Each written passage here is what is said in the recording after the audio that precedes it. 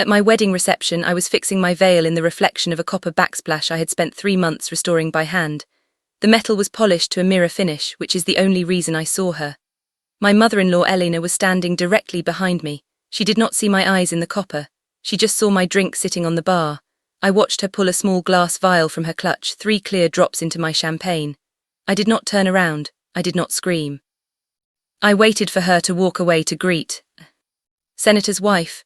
Then, with the steady hands of a surgeon, I simply reached out and switched our glasses. Her poison was now in her hand, and the real wedding drama was about to begin. Drop a comment and let me know where you are listening from and what time it is for you right now. I would love to know who is part of our community. Most brides would be hyperventilating in the bathroom after seeing their new mother-in-law try to drug them. But I am a restoration architect. I deal with crumbling foundations and structural failures for a living. Panic is a luxury I cannot afford. What I felt in that moment was not fear, it was static load. That is the engineering term for the immense silent weight a beam carries right before it decides to either hold the roof up or snap in half. I walked back to the head table, my heels clicking a steady rhythm against the hardwood floor. I checked my pulse. 80 beats per minute, elevated but controlled. I smoothed the silk of my dress and sat down next to Ethan, the man who saved children's lives as a pediatric surgeon but could not see that his own mother was a pathogen. He squeezed my hand under the table, his thumb brushing over my ring. He looked at me with so much love it almost hurt. He whispered that I looked beautiful. He had no idea that 10 FT away, his mother was currently sipping champagne that she intended to be my destruction. I looked across the table. Elena was seated now. She was holding court with my parents, laughing at something my father said, playing the role of the benevolent matriarch perfectly. She looked at me. Her eyes were cold, dead things buried under layers of expensive mascara. She raised her glass, my glass, in a silent toast to me, a little smirk that said, "Checkmate, darling."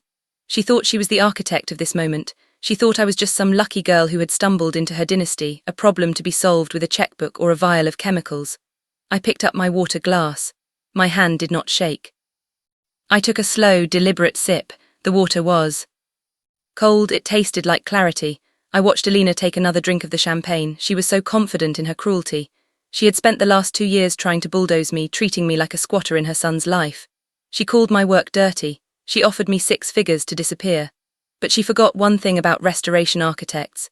We know exactly where the weak points are, and we know exactly when a structure is about to collapse. I set my glass down. I smiled back at her and I waited to understand why I didn't stop her, why I didn't grab her wrist and scream for the police right then and there. You have to understand the architecture of our war. This wasn't a sudden crime of passion. This was the demolition phase of a project Elena had been managing for 2 years. From the moment Ethan introduced us, I was a zoning violation in her perfectly curated world.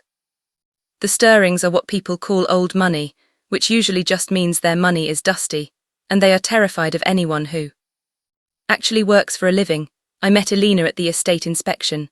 I was wearing work boots and a hard hat covered in drywall dust. She looked at my hands like they were contagious. She asked Ethan right in front of me if he was hiring the help for some remodeling. When he told her I was his girlfriend, she didn't smile. She just said, "Oh." The insults were never loud.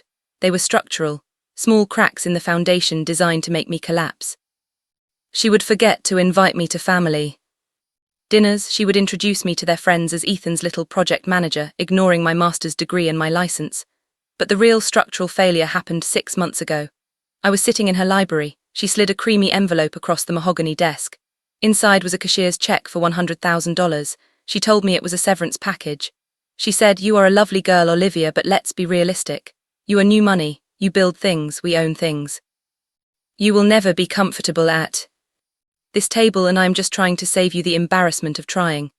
I looked at the check. It was more money than my parents made in 2 years. I looked at her. I didn't tear it up. I didn't throw it in her face. I just slid it back across the desk and said, "I think you're underestimating the cost of labor, Elena. I'm not for sale." That was the moment her eyes changed. That was when I stopped being a nuisance and became a threat, and threats have to be neutralized. In psychology, concept called an extinction burst. I learned about it when I was studying how stress affects building materials, but it applies perfectly to narcissists. When a toddler realizes that screaming isn't getting them what they want, they don't quiet down. They scream louder, they flail, they break things. They escalate their behavior to a frantic peak right before they finally give up. It is the last desperate explosion of energy to force the world back under their control. The week before the wedding was Alina's extinction burst. She realized the bribes hadn't worked, the insults hadn't worked, the wedding was going to happen, so she went scorched earth. On Tuesday she called our florist and tried to cancel the order, claiming the bride had died in a car accident. The florist, thank God, called me first. On Thursday I found her in the bridal suite inspecting my veil. When she left there was a jagged tear right through the lace. She claimed it caught on her ring, but I know the tensile strength of French lace, you have to want to rip it. I fixed the veil with gold thread, a technique I use in restoration.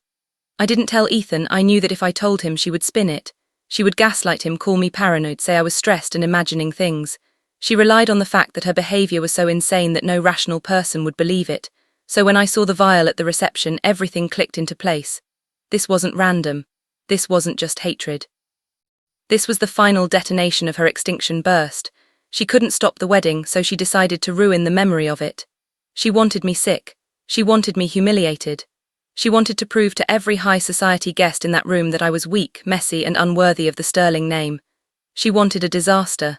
I just decided to let her be the victim of it. The thing about structural failure is that it is rarely instantaneous. Before a building collapses, it groans, the rivets pop, the wood splinters, you just have to be quiet enough to hear it. The reception hall was loud with applause as Ethan finished his speech. He was charming, self-arsing, perfect. He sat down and kissed my cheek, whispering that he was the luckiest man alive. Then the room went quiet. The tapping of a spoon against crystal echoed like a warning bell. Alina stood up. She looked regal in her silver gown. She held the champagne flute, the one with the gold rim, the one she had tainted high in the air. The room waited. She smiled at the guests, then turned her gaze to me. It was a predator's smile. Marriage, she began, her voice projecting with that practiced finishing school cadence, is about partnership. It is about knowing who you are and where you come from.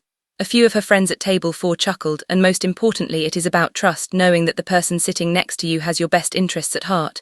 She looked me dead in the eye on the word trust. I didn't blink. I raised my water glass. Alina raised the poison chalice. To the happy couple, she said. She tipped the glass back. I watched the golden liquid disappear. I watched her swallow 1 gulp, 2. She drained it. For a moment nothing happened. She sat down looking triumphant. She turned to my father and started talking about his golf handicap. 1 minute passed, then 2. I sat perfectly still, my hands folded in my lap, counting the seconds like a metronome. At 2 minutes and 40 seconds the groaning started. Elena stopped talking mid-sentence. She blinked rapidly, her hand going to her throat. Her face, usually a mask of heavy foundation and composure, turned a violent shade of grey. She tried to stand up, maybe to excuse herself to the restroom, but gravity had other plans. Her knees buckled. She grabbed the tablecloth to steady herself, pulling a centerpiece of expensive lilies down with her.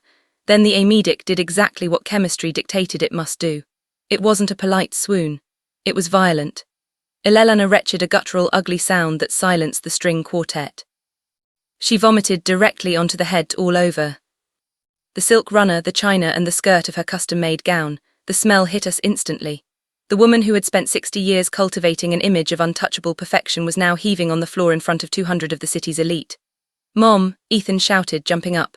"Mom," she looked up at him, eyes wide and unfocused, gasping for air. "I don't," she slurred. "I don't feel." She collapsed sideways into the mess she had made. The room erupted into chaos, but I stayed seated for 1 second longer, watching the ruin. It was ugly, it was tragic, and it was exactly what she had ordered for me. In a crisis, most people panic. As the guests screamed and crowded around, I stood up and took charge. I told the DJ to cut the music. I directed the coordinator to clear a path for the paramedics. Ethan was on the floor with her, checking her vitals. His surgeon training kicking in. He was shouting commands. Pulse threat, airways clear, pupils dilated. The paramedics arrived. In 4 minutes, they loaded Alina onto the stretcher. She was barely conscious, moaning something incoherent. As they lifted her, her beaded clutch bag, which had been resting on her lap, slid off and hit the floor. The clasp snapped open. Contents spilled across the hardwood, a lipstick, a compact mirror, and a small empty glass vial. Ethan saw it. He froze, but that wasn't the smoking gun. Next to the vial was a piece of heavy cream-colored stationery folded into a square. I reached down and picked it up. I knew what it was before I opened it. It was in Alina's handwriting, elegant looping script. I walked over to Ethan. He was staring at the vial, his face pale. "Ethan," I said. My voice was low, cutting through the noise. "Read this." He looked at me confused, then took the paper. I watched his eyes scan the words. "Ladies and gentlemen, I must apologize for the interruption. My new daughter-in-law has struggled for years with personal demons. We hoped the stress of the wedding wouldn't trigger a relapse, but it seems the alcohol was too much. Please forgive the mess. We will get her the help she needs. It was a speech she had written before the reception. She hadn't just planned to make me sick. She had planned the narrative of my destruction. She was going to frame my poisoning as a drunken bulimic breakdown. She was going to take the microphone while I was vomiting and destroy my reputation forever. I saw the change happen in Ethan's face. It is a rare thing to watch a man become an orphan while his mother is still alive. The concern vanished, the panic vanished. His eyes went cold. He looked at the note, then at the vial, then at the woman on the stretcher. He finally saw the architecture of the trap. He realized that the monster wasn't under the bed, she was the one who had tucked him in. He folded the note and put it in his pocket. He didn't look at me. He looked at the paramedic. She didn't have a stroke, Ethan said. His voice sounded like grinding metal. She ingested an medic and a sedative. Check her bag for the vial and call the police. The hospital smelled like antiseptic and bad decisions. Elena was stabilized in a private room. The drugs flushed from her system, but the legal toxicity was just beginning. The police were waiting in the hallway. Officer Cardona, a man who looked like he had seen enough family dramas to last 10 lifetimes, was taking my statement. I didn't need to be emotional. I just needed to be efficient. I pulled up the file on my phone. While the paramedics were loading Elena, I had texted the venue manager. Because I had restored the Sterling estate, I knew exactly where the blind spots were, and I knew exactly where the 4K security camera behind the bar was angled. I had the footage in my inbox before the ambulance reached the hospital. I showed the officer the video. Timestamp 2:47 p.m. Elena looks around. She pulls the vial. She drops the poison. It was hide proof of a felony. Ethan walked out of Elena's room. He looked 10 years older than he had that morning. He walked past me, past his father who was sitting with his head in his hands, and went straight to the officer. My mother is awake, Ethan said. His voice was clinical, detached. She wants to make a statement. Did she confess? The officer asked. Ethan laughed a dry, humorless sound. No, she told me she did it to save me. She said Olivia was a gold digger who was ruining the Sterling bloodline. She said I would thank her one day. I watched Ethan. This was the moment. The cord was either going to snap or it was going to strangle us. Elena had played her final card. The mother knows best defense.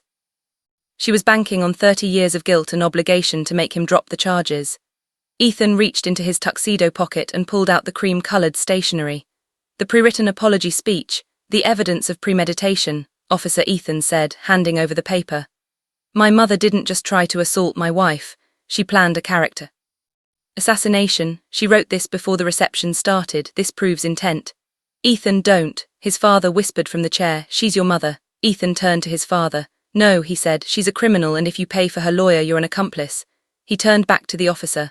I am pressing charges and I am requesting an immediate restraining order for myself and my wife. I watched him sign the statement. It was the most romantic thing I had ever seen. He didn't just choose me. He amputated the limb that was killing us. He cut her off with the precision of a surgeon removing a tumor. There were no tears, just the sound of a pen on paper, finalizing the divorce between a son and his toxic origin. It has been 12 months since the wedding. Elena is currently serving a 24-month sentence for aggravated assault and reckless endangerment. Her lawyer tried to argue diminished capacity, but the pre-written note destroyed that defense. You can't claim temporary insanity when you drafted a press release about it 3 days in advance. Ethan and I didn't move into the estate. We bought a fixer-upper on the other side of the city. It has good bones, but it needs work just like us. I'm sitting at our kitchen table working on a bowl I broke last week. It's a Japanese technique called kinyugi. You don't hide the cracks. You fill them with a lacquer mixed with powdered gold. The philosophy is that the piece is more beautiful for having been broken. The break is where the strength is. For a long time I thought a perfect marriage meant no conflict. I thought it meant smooth surfaces and easy days, but Elena taught me something valuable. She tried to shatter us. She tried to find the stress points and hammer them until we crumbled, but she miscalculated the materials. When we sat in that hospital waiting room watching the police lead her away in handcuffs, Ethan and I didn't fall apart. We fused. The trauma didn't leave a scar. It left a seam of gold. We trust each other with a depth that most couples never reach because they are never tested. I know with absolute certainty that he will choose me, and he knows that I will see the threats he is blind to. I finish the bowl. The gold lines catch the afternoon sun shining brighter than the original ceramic ever did. It is imperfect.